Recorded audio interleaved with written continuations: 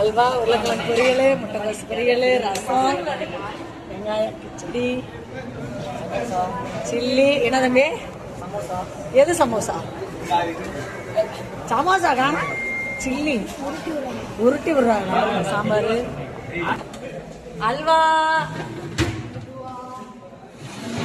wow, onion, தயிர், வெங்காயம், white rice,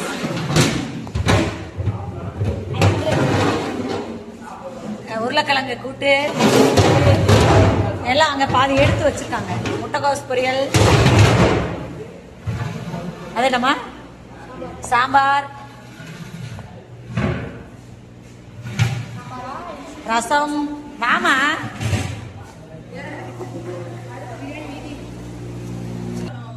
mutton biryani, 4 பேசன் மட்டன் பிரியாணி,